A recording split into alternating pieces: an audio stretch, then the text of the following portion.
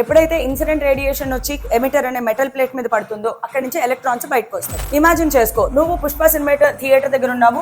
So అక్కడ gates అనేవి close చేసి ఉన్నాయి. గేట్స్ ఓపెన్ చేసిన వెంటనే ఏం అబ్జర్వ్ చేస్తావు? ఇదంతా ఖాళీ స్పేస్.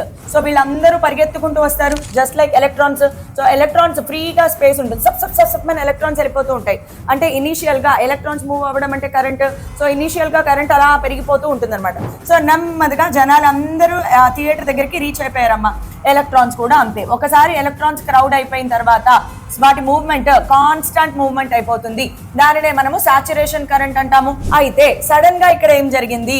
జనాలందరూ సినిమా చూడడం కోసం థియేటర్ వైపు వెళ్తూ ఉంటే ఇక్కడ నుంచి మన అల్లు అర్జున్ రూఫ్ టాప్ మీద నుంచి వచ్చాడు అని చెప్పారు. సో ఇలా వెళ్లాల్సిన జనాలు అల్లు అర్జున్ చూడడానికి ఏమవుతారు? సడన్ గా యూటర్న్ తీసుకుని జనాలందరూ వెనక్కి వెళ్ళడం మొదలు పెడతారు. ఇక్కడ ఏం జరుగుతుందంటే ఈ కలెక్టర్ ని ఇంతవరకు పాజిటివ్ పొటెన్షియల్ దగ్గర పెట్టారు కదా, దీనిని నెగిటివ్ పొటెన్షియల్ కి మారుస్తారనమాట. సో ఇక్కడికి వచ్చే ప్రతి ఎలక్ట్రాన్ యూటర్న్ తీసుకుని మళ్ళీ వెనక్కి వెళ్ళిపోతుంది. ఎలక్ట్రాన్ రీచ్ అవ్వట్లేదు అంటే అక్కడ కరెంట్ లేదు. ఏ నెగిటివ్ పొటెన్షియల్ దగ్గర అయితే కరెంట్ జీరో అయిపోతుందో ఆ నెగిటివ్ పొటెన్షియల్ నే స్టాపింగ్ పొటెన్షియల్ అంటాము.